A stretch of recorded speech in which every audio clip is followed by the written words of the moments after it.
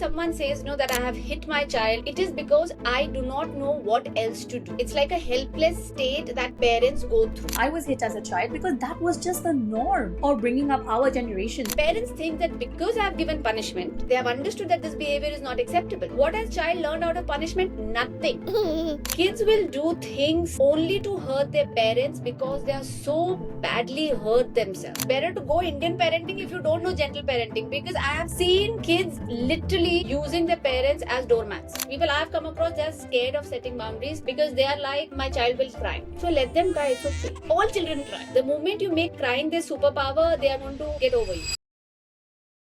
Hello and welcome to another episode of the Modern Indian Parent Podcast, the podcast that is redefining parenting in Indian families. I am Rini Gupta. I'm a pediatric sleep consultant, and we release episodes every Friday on YouTube, Spotify, and Apple Podcasts. So subscribe and follow our channels to get the latest updates.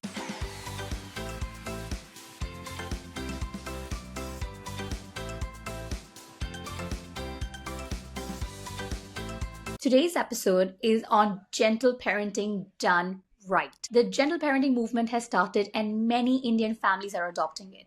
But sadly, because of not a very good understanding of what it is, it's not being done right and it's often even backfiring. It's been criticized to create soft parents who are raising spoiled kids. But it does not have to be that way. That is not what gentle or positive parenting is about. So if you really want to know what it's about, today we have one of the most influential parenting coaches and the founder of the Positive Parenting Hub with us. She's Divya Kaur Gill. She will teach us exactly how we can raise kids who are kind, responsible, and not spoiled without resorting to hitting, shouting, and punishing. Watch this episode till the end if you really want to understand what are the key pillars of gentle and positive parenting and how you can implement them in your day-to-day interactions with your child so you can foster a beautiful connection with your child. So without further ado, let's welcome Divya to this episode. Hello and welcome, Divya. Thank you for being on our show today. How are you doing? I'm good. How are you? I'm doing so great. I'm a total fangirl of yours. And I love your content. I love your advice, how much it speaks to me. But you know, one thing is that none of us grow up thinking that we want to be a parent coach. I'm sure that was not what you had in mind when you were 15 years old. So tell us, like, what led you to this journey of becoming a parent coach? And I see that you're also now pursuing a degree in child psychology. So please tell us about your journey to get here. So I always thought to myself, I will never hit my child because my parents never hit me. But I saw a lot of that happening around me. So I was like, I'm not going to hit my child no matter how difficult it becomes. So there was this one moment when he was around 2 years old where this bath thing happened, that we were somewhere and I said, it's your bath time. You need to go and take bath. Let's go. He said, I'm not going to take bath. And I said, no, beta, we need to take bath, please. So he said, no. So then I said, no, aisa nahi hai. So my ego also started coming in. I said, no, you have to take bath. How can you say no to me? And then what happened? I don't know what came over me. I seriously tell you, I'm not proud of this moment, but I just poured water on it. Thinking, ab to there's no option, you will take bath. Just out of my ego, sheer ego. Somehow I took his shirt off, pant off, and he was crying the whole time. And the entire house is in the bathroom telling me, no, he's such a ziddi boy. What you did is right and all that, do laga do and things like that. So this entire thing took like 1.5 hours. I was angry. I felt like a failure. I said, no, maybe they're correct. I should have just hit him once. And then he just came into my arms and just became like, like when they just are like so tired. I felt really bad for him and I felt really angry on myself that I got my ego in between. There was nothing else. I could have managed it in a better way. So then I told my husband, then I picked up my first book about parenting, because usse pehle, if you would pick up a book, they're like, you don't know how to do it. And my husband actually told me that. Do you need help? I said, yeah, I really need help because this is not what I want a relationship with my child.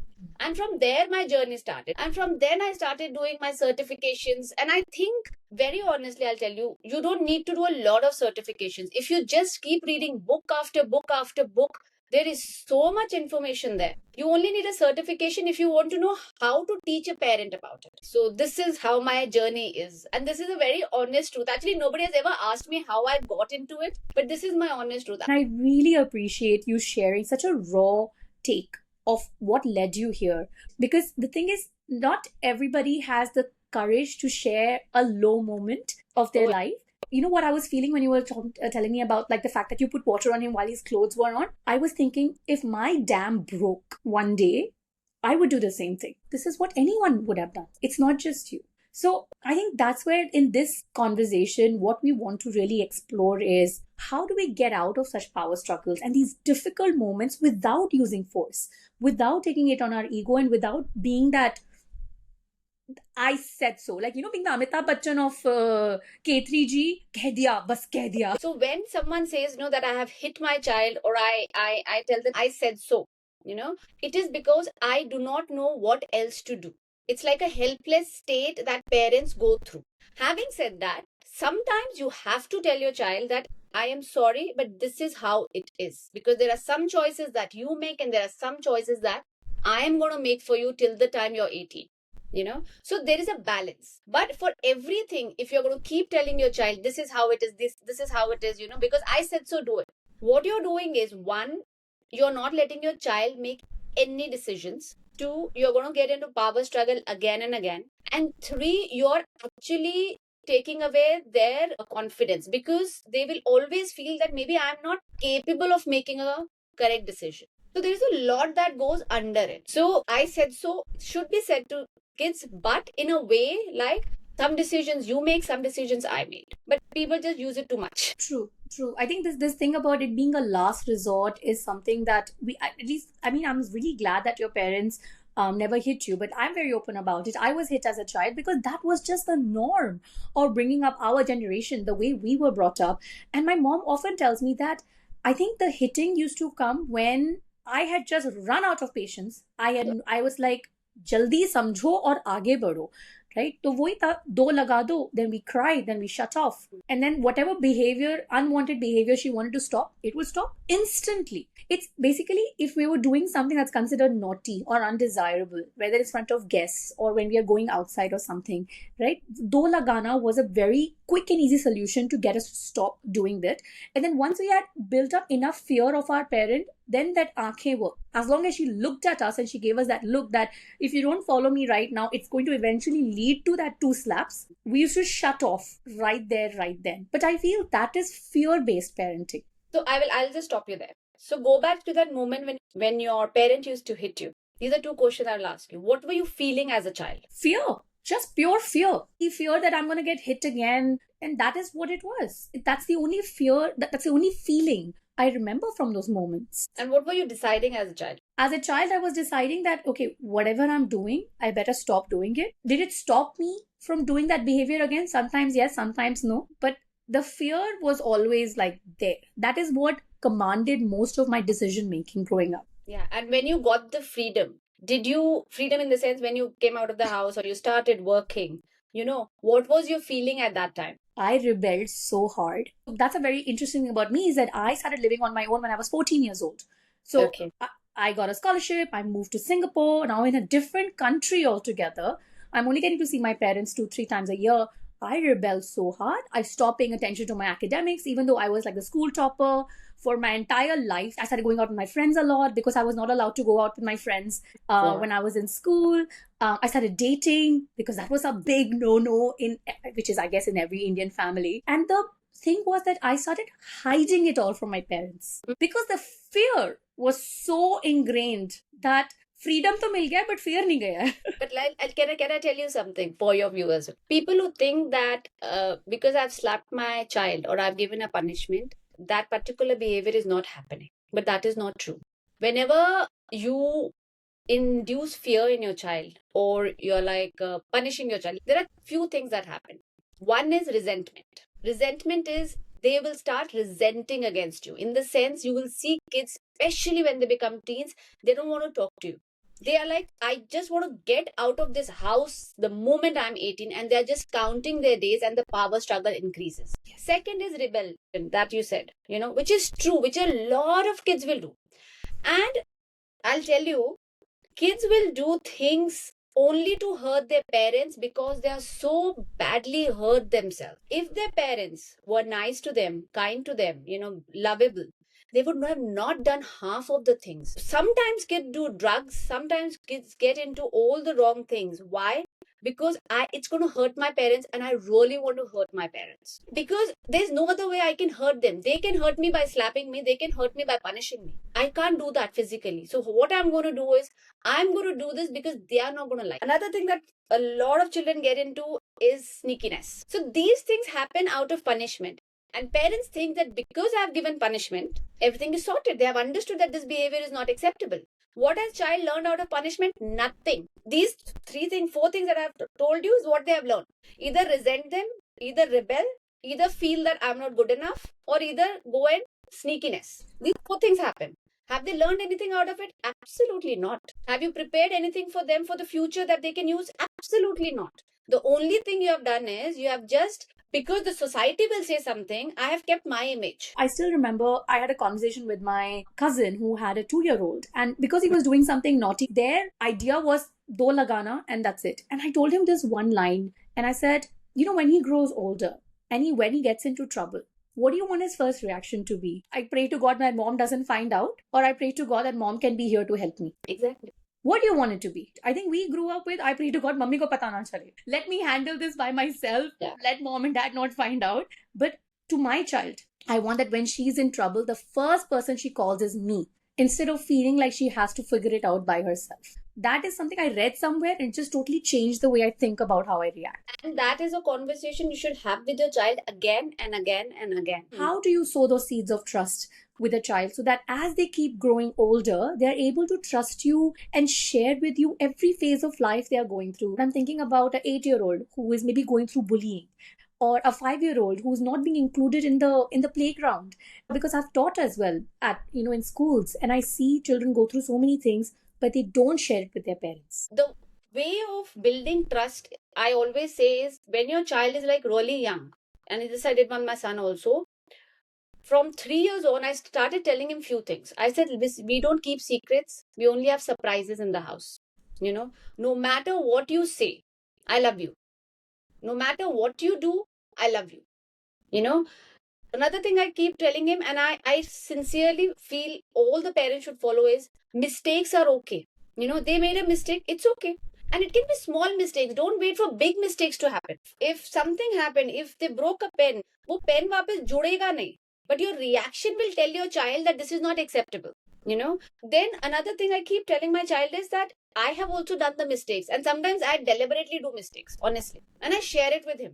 Oh, mama forgot it. See, even I forget. I did this. Oh my God. And sometimes I do. We are humans. As adults, we also make so many mistakes. But हम लोग ना hide कर लेते हैं बच्चों से. We kind of hide it out. I don't hide it out. So if I've done something which is like super stupid or like a small thing which can be made out of fun of, I tell him. I said, oh, see, even mama forgot. See, even mama is learning. Because the problem is parents want to have this bar with their child to tell them, I know it all. A lot of parents do that. They will never accept their mistake. They will never show their kids that I have made a mistake. They will never tell their kids that I am struggling too. And the child looks up and saying, wow, I don't know how they are doing all this. But is that true? We have to be vulnerable. We are imperfect. And, portraying that image of perfection is a lot of stress on us. See, this is what our mothers did. I always tell them, you made motherhood look so easy to us. You never talked about you having a difficult day. You never talked about your struggles. So we always thought it should just come to us. So maybe there's something wrong with me that my mother could do it and I can't do it. From everything that you have shared, the two nuggets that I will work the best in terms of trust building. One is watching out for your reaction. Giving an overly negative or some kind of reaction where you're rescuing the child, basically something that is undesirable. The child is just like, I don't want to tell this to my parent again because I'm going to get this reaction. They're going to shut down and be like, okay, not going to tell you. I will continue doing XYZ, but not going to tell you about it. And the other thing is being vulnerable yourself. Unless you are vulnerable, unless you have that vulnerability comes in not only sharing your mistakes, but also apologizing after you've made a mistake. Because only then, when you model it for your child, is when they'll be like, okay, I'm sorry, I made a mistake, but I don't want to do it again. This is such an important, thing for parents to know. You've got 300K over followers, and everybody's listening to the way you're talking about how to handle different situations. And one thing you always talk about is positive parenting, gentle parenting, right? And that's the new approach that you've adopted to parent your child. What is it all about? What is this gentle parenting? So let me tell you something. When I also started studying, it was more about gentle parenting, positive parenting, conscious parenting, respectful parenting. So all of them are the same, very honestly. Okay. Conscious parenting is a little different, which Dr. Shifali says, because she says you need to focus on yourself more, which is 200% true. Okay. But that is another level. Till the time you have not understood gentle parenting, positive parenting, respectful parenting, you cannot work on yourself. The biggest problem that Indian parents are facing is they talk about gentle parenting without even knowing what they're doing. I see parents being permissive to their child because they think we cannot shout on our child, we have to be soft to our child. So let me go and explain. I say you start explaining to a 18-month-old, their brain is not developed to have rational with you. So everything need not be explained. So people are picking up bits and pieces without even having the knowledge of it. Okay. I always say get the knowledge. Half knowledge is worse than having no knowledge sometimes. It's better to go Indian parenting if you don't know gentle parenting, because I have seen kids literally using their parents as doormats because the parents don't know how to set a boundary. So when it comes to gentle parenting, no, so I'll just go with what Sarah Ockwell said. She says there are 7 C's of gentle parenting. There is connection, which we all know, which is so important to build, and which I think is the base of any relationship, not only with your child, but with yourself or your family or with anybody, any friendship. If that connection is not there, this is not going to work out. Okay. Then she says communication, which I again say is the base of any relationship. If I am not able to communicate it to you, I will never have that connection with you. A lot of people, even on Instagram or social media, used to keep saying connection over correction. I used to listen to it so much and I'm like, यार ये होता क्या है? What is connection over correction? Let me try giving you an example. Okay, like my child came back home. You see the diary or something, and they have written a note, which is not a good note. That maybe he hit someone. Okay, that your child has hit someone, has misbehaved. As a parent, you might just go and react. Okay, what happened? I saw that you have hit someone. Okay, anything that starts like a why, a what, or anything that goes as an attack, what will happen then? Yeah, I will defend. You will defend automatically. If I tell you what happened, why didn't you cook dinner last night? You're like, why are you even talking to me like that? I don't want to respond to you. Even a 5-year-old, the mind shuts because you're going in an attack mode. Because you want to know what is happening. When I say connection over correction, that really means that first take a minute to connect with yourself first. If I cannot manage my emotions, there is no way that I can respond better in any way. My child hitting someone is not about me. My child hitting someone doesn't make me a bad parent. So it is first thing I always say, don't make it about you personally, which I made it in the example I gave you initially. It was all about me, my ego.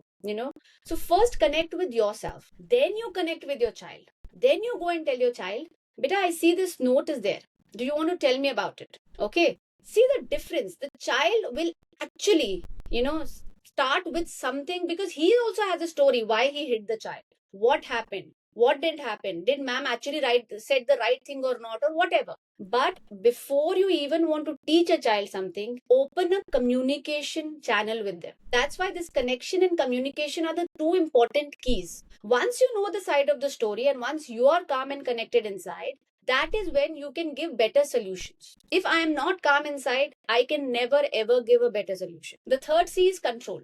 Now, control of what? Now, I always tell parents, how would you like if everything that you were doing in a day was managed by somebody else? Oh my Like God, that is a big thing. Yeah, if your husband decides what time you get up, if your husband decides what food you're going to have, if your husband decides what you're going to wear, if your husband decides if you can work or not, if your husband decides whether you can meet your friends or not, if your husband decides which office you need to go to, which car you can drive, if your husband decides dinner mein kya banega, how will you feel? Trapped, right? Absolutely. Now, on the flip side, children do need control. Okay, especially when they are young, they need it because they don't know anything about it. Okay, but after a point of time, after they're 3.5 years, start giving them control of things that they can manage. This control has to be given slowly till the age of 18, till the time they are prepared to go and fly out. Otherwise, you will see kids who have never been given any control. Everything has been done for them. Their parents decide everything for them. The poor people can't even decide who they can marry. They are never happy. And sometimes when they go in the actual world, they don't know how to make decisions. Another thing about control is, because you said you have viewers which is of toddlers and under 6 7 years of age, the top issue that toddler parents face is, and a lot of questions that I see on my live and I get also on my DMs is, my child doesn't eat, my child doesn't do the potty training, my child doesn't sleep. Three things, okay? Three things they always say. Why these three things? You know why? Because at that age, these are the three things the child has full control over. Full control over. You can stop your child from playing, but you cannot stuff the food inside their mouth, because who controls that? The child controls it. Power struggle. Another power struggle: washroom, potty training, right? Who controls it? The child controls it. Sleep. You can put your child to the bed, but you cannot make your child sleep. So when these power struggle happen, it is because they are just asserting power, because they are not getting power anywhere else. So what you need to do is, you need to start giving little control to them. Otherwise, if I have never given my child any control and I leave it, they will never be able to adjust in the outside world. The another C of gentle parenting is containment, or what other says is that boundaries. Boundaries are very important, which I think Indian parents don't understand. Gentle parenting talks about. They always feel that Indian parents feel that I have to say yes to my child for everything because I'm gentle parenting. No, that is not true. A child needs boundaries. They really need boundaries. If you're not going to give your child a boundary, it's like a headless chicken going everywhere. And the child will resent the boundaries. जैसे मेरा काम है boundary set करना, my child's work is to just keep defining it and pushing it. They are also trying to figure out how much can I push it. Like the biggest issue that parents have is about screen time. My child doesn't listen to me. My job as a parent is not to make my child happy. My job as a parent is to keep my child safe and make my child capable. I love that quote in terms of like, it's not my job to make him happy. The screen time example is that if you're trying to give your child control at a 2.5-year-old in terms of how much screen time they're allowed to have, that is not the area where they're equipped to handle that control. That's where containment comes in. That you have to decide and you have to set that boundary in terms of how much screen time is safe for them. And you have to then take over the reins. But I think the problem is with this C is how you implement it also. Yeah. It is very important because with age it differs. One, keep having conversations with your child about the boundaries. Like suppose I see a lot of parents, once they do one-on-one with me, they're like, yeah, we made the routine chart, we did everything fine. But please remember that chart is only going to work for another 15, 20 days, max 1 to 2 months. Then you have to revisit it again, because things have changed. You have slipped, they have slipped. I feel with Indian parents, they don't know how to set the boundaries. The people I've come across, they're scared of setting boundaries because they are like, nahi yaar, then my child will cry. So let them cry, it's okay. Like for me, I'm like, it's okay. All children cry. It's okay. The moment you make crying their superpower, they are going to get over you. They know I can get it like that, and you get into permissive parenting. So another one is the champion. Okay, championing is so important because your child lives off your confidence. But that also does not mean that you overpraise your child. If you have to praise your child, be very specific. Okay, I'll give an example. Like my son has horrible handwriting. He's just in upper KG, kindergarten 2. His ma'am called me up and said, his teacher said, we cannot even read what he's writing. And I saw the paper. I said, oh, that's so true. In our house, the philosophy is the more you do it, the better you become. And you can learn everything. That's what we always start with. Okay. So we started. In 3 months, his handwriting has improved a lot. But have I ever told that to him? Oh, wow, you have written it so nicely. No, there's a reason. I tell him, oh, that's a very good A you have made. I'm very specific in telling him. When his F is not right, I tell him very nicely, I think, Zorabar, we could have written it in a much better way. Or I tell him like this. Okay, in this word, which is your favorite alphabet that you have written? Which one you could have done better? I am supporting my child. I am championing for my child. But I will not just unnecessarily keep telling him things. So we need to show that confidence to our child. In this, a lot of parents come and say that my child doesn't go open up. He's very sensitive or he takes time. How do I build confidence in my child? Your child is going to thrive on your confidence. If you're confident to walk into a party knowing that my child is going to take time and not feel awkward about it and push your child towards going and playing, your child is going to be much more calmer. So as a parent, have that confidence to stand in a crowd even when your child is misbehaving. If you're confident as a parent, I'll handle it, it will be handled. But if you're going to panic, it's just going to run into either power struggle, or you're going to give your child what they need. You either give in or give up. Like, give in or give up, both are not great scenarios. And like you said, right, if we don't stay confident, how will we stay calm? And if we don't stay calm, how will we pass that calm to our child? Because that's when they need it. And confidence also comes, see, I can talk as a mother, is to always, I keep reminding myself that what my child is doing is not me. It doesn't reflect how much I love my child. It doesn't reflect how good or bad a mother I am. I always say my child is just 5 years old. I always say just, because I keep telling myself, you are 40, you're still learning. They are just 5. Then the next one is the consistency. So there is champions, there is confidence, and then there is consistency, which I think you will also agree is the main thing. I am a tape recorder who says consistency. Like, I'm telling you, it's like, when you fly a talking parrot and the only word the talking parrot can say is be consistent. That's me with my clients, right? Anytime you're talking about a sleep change, how can you ever bring about a change if you're not consistent with your expectations? Please tell us more about it from a general parenting context. I always give examples because I think that better goes inside everybody's head. Okay. Now your child is 3.5, right? She's going to start learning ABCs, right? How are you going to teach? Just once? Twice? Or till the time she learns it? Takes forever. Yeah. But till the time she learns it. If she has not learned it, I have to keep doing it again and again and again and again, because this is important for her. I feel nothing. Leave parenting. You do business. You need that consistency and discipline. Workout le lo, parenting le lo, anything. Relationship le lo, any relationship. Husband and wife relationship, right? If that consistency and communication is not there, it's going to break down. Same as with kids. I always say, please, parenting is not a 2-minute Maggie noodles. We have Sunday meetings at home, like a family circle time, we call it. The Sundays we have it, we are more connected to each other as a family. We are more organized for the rest of the week. When we don't have it for 2-3 weeks together, trust me, you can see a little bit of a friction. You can see my child only coming and saying, Mama, I have issues to discuss. When are we going to have next family meeting? I have a problem. Wow. That is a whole different level. Like, amazing. Again, it didn't happen in one day. It takes a lot of time. And I always say, you have to try. Don't give up anything without trying. This family circle time I learned in positive discipline. Okay. So guys, in India, there is no circle. What family? We don't do family meetings in India. Yeah. And I told my husband, he said, what family meeting? What do you mean by family meeting? I said, no, she said that we should discuss this, we should do this, we should say 3 things we are grateful about each other and all those things. And he's like, I don't know what you're talking, Divya. I said, okay. I tried first time. Oh my God, it was horrible. I tried second time. I was in tears because both of them were not listening to what I was saying and they were not taking me seriously. Third time I tried, little better, because I started putting rules in place. No cell phones. I need 15 minutes of your time. There was a timer. My husband was like, "Kitna time chalega? Ye bata pehle." Yeah. Prepared. So there I learned that I am not going to give up on any tool till the time I have not learned, because today, if you ask me, that particular tool has actually sorted a lot of things in our house and our relationship, and it has just got us much more closer to each other.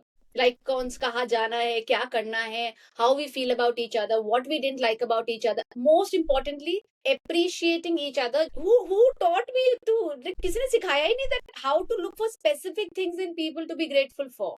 We take things for granted. This is something that I really wish Indian parents change. Leave, चलो तुम punishment नहीं change कर सकते. I understand it is difficult for you, which I don't support. However, at least start gratitude with your child. At least start appreciating your partners. At least start having that family time where you say at least one good thing about each other. It makes a huge difference in the relationships. It's almost like, I would say this is therapy, but what you're doing is that you're giving each other that space to express yourself, to be heard without judgment, right? And I think all of us crave that. Some of us go to therapy to get more of that, but I would love it, I think, to have these family sessions, to connect with each other, right? And the thing is, only when you do it consistently is Yeah. when the pattern will set, is when the child will recognize how to do it, when to do it, how to make the best of it. What? So, Divya, so one thing that really caught my attention in what you said earlier was how parents have now become doormats because of the fact that they are following gentle parenting without quite understanding what it is. And because of that, they have now transcended into permissive parenting, where anything goes.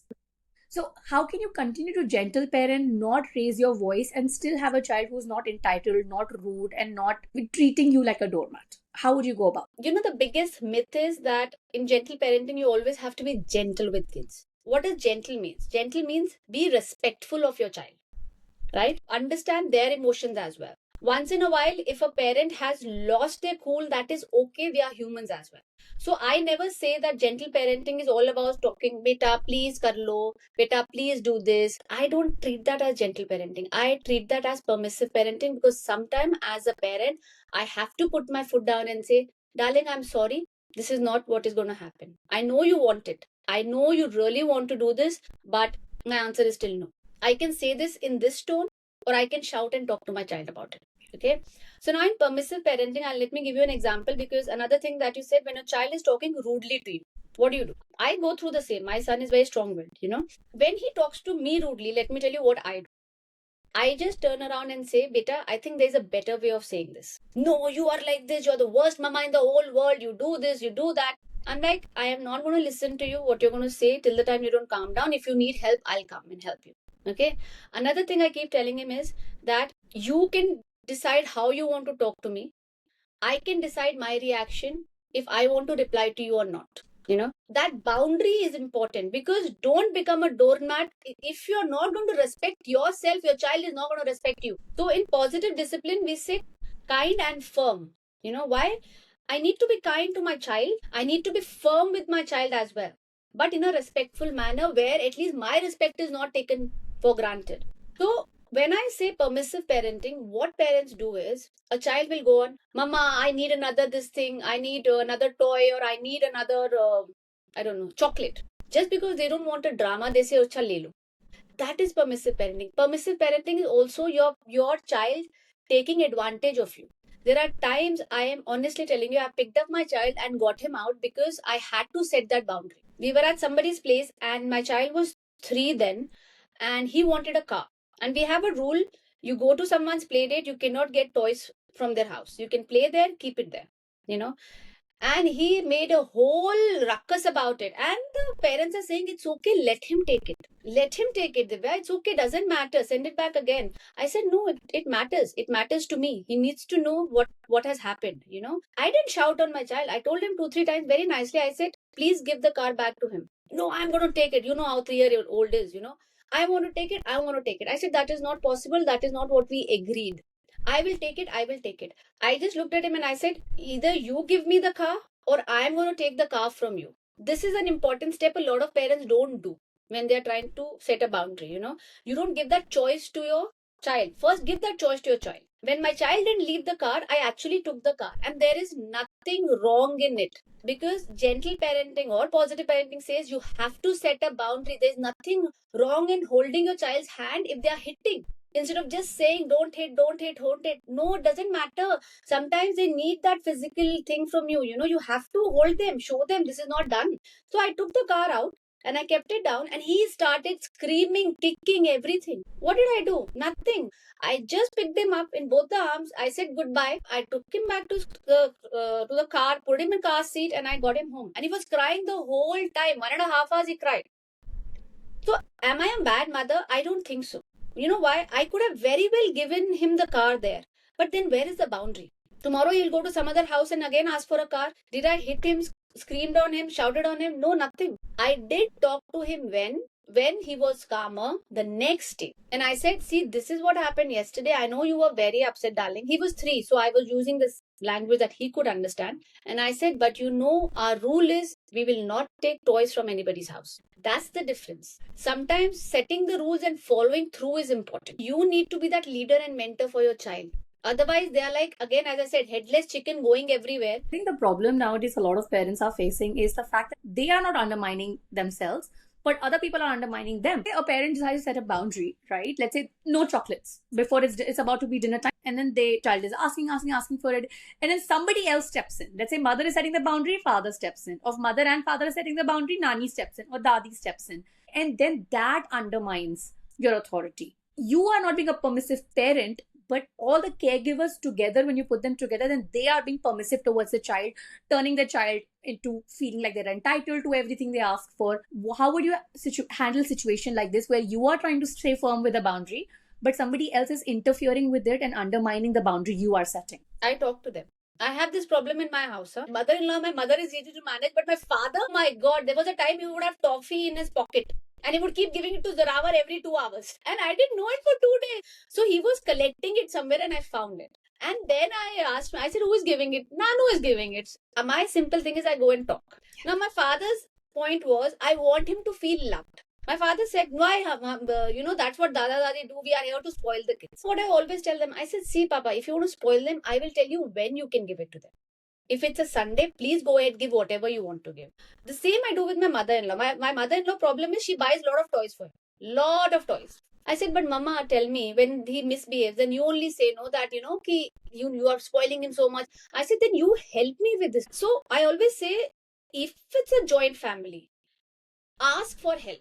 If we go and tell them, no, don't do this, don't do this, don't do this, they're like, "Arey bade aaye batane ke liye," because they are our parents. I cannot be like an Hitler and go and say, Mama, you will not spend blah, blah, blah, blah, because I am the mother. They will not like it. If you can nicely communicate it, I don't think any person will have a problem. My philosophy is this: if my mother-in-law or my mother is doing something which either we have not discussed about or they are not following, I never ever undermine them in front of my child. Never. You think my mother-in-law came and gave chocolate to Zorawar, knowing that it is not the day, and then if I start shouting on her, how dare you, it's not this, Mama, why are you spoiling? You think after that, if I go and have a conversation with her, she's going to listen to me? Not at all. I can go later and speak to my mother-in-law and say, Mama, what, you did this, but this is not what we agreed, right? Can we please not do this next time? Which one is better? Of course, the second one. They're a lot more receptive, because you have not undermined them in front of a little child. The beautiful thing about all of this is that everybody has the child's interest at heart. Of course. And once you're able to figure out what is the best thing for the child, then everybody will start following. For example, my mom likes to force feed my kid. Next bite, beta, next bite. Oh, I don't like it because I'm just like, let her decide her own pace and everything. But she's like, but I want her to eat more.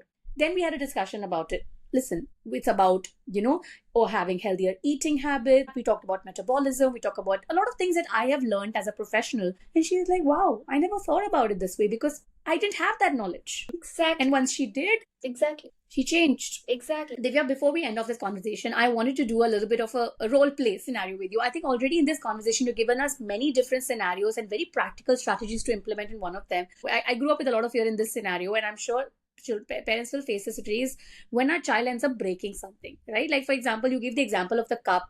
You try to bring the cup out of the child's hand, but there is going to be a time where the child is going to make a mistake. He's going to break this glass, right? And maybe it belongs to a very expensive tea set. How would you respond in a situation like this? Because I grew up with the sarcastic Indian mummy response, हाँ तोड़ दो, सब तोड़ दो, वो प्लेटें पड़ी है वो भी जाके तोड़ दो, ठीक है, पूरा मेरा सेट खराब कर दिया. Like, so I think this, and it's always been like very fearful ki, like, kaach ka saman nahi, always have to take the steel ones and everything. So how would you respond in a situation like this so your child doesn't develop that fear? What parents do knowingly or unknowingly is they keep putting the value on things that are non-living. Throughout our life, when the value is put on non-living things, a child keeps feeling, I am not valued. Why is it so easy for kids who are in depression to commit suicide? You know why? Nobody told them the most valuable thing in your life is your breath. Do we ever talk about this with our child? That's why children, I tell you, are having such big self-image issues because they don't know what their value is. Nobody spoke to them about it. Even with my child, I'll tell you, when he's holding a glass, I never tell him that you're going to break the cup. I always tell him, this is glass. If it gets broken, you will get hurt. And I don't want you to get hurt. You see the difference in saying, what is more important to me? The glass to tood gaya, it's okay. But I don't want you to get hurt, darling. You are more important to me. So it is how I respond to a child. This is such an important thing. It's honestly making me emotional thinking about it. कि कितने, like there's so many parents out there, especially in our generation, where um the the things in the house were so much more important than we were. And now I think we, as a parent myself, I'm trying so hard to reverse that pattern. Is that firstly, I don't invest in expensive crockery, which will ever give me a heartache if it's broken. That's the first thing. Second thing is, if it's broken, it's broken. It's a glass. You cannot. It's just a mere glass. Who cares? If I was much more calmer and मेरे बच्चे ने glass तोड़ भी दी, my reaction will be very different. Okay, It's possible that the reaction was never about the glass. never about. It's probably some other issue. Let me tell you, 99% of the time, it is never about the glass. Ever. It is because so many things has been going on in my head as a mother, and maybe that one taunt my husband must have said, such a you shop so much, you are buying all the time, and you are so expensive and you are spending money. I took that and correlated it with this कि अब ये टूटा तो और सुनने को मिलेगा, and oh my god, I have to buy another. No, there are 100 thoughts and then it comes out like तुमने तोड़ दिया. On Why? child. Why? Because अगर उसने तोड़ दिया तो मतलब I have to buy another one. Another one मतलब मेरा पति बोलेगा, ये बोलेगा कि मैंने और spend कर दिया. So there can be so many things happening in our mind, and then it becomes like a waterfall and it goes on the child. It's misdirected anger at the end of the day. Any day it is. Trust. I really request you for a week. No, try this. Whenever you're snapping on a child, no, see what is going on within you, because you are so pumped up with a lot of other things happening that if your child would have just done little bit of वो होता है ना कुरेदता है और little bit of thing, you'll burst out.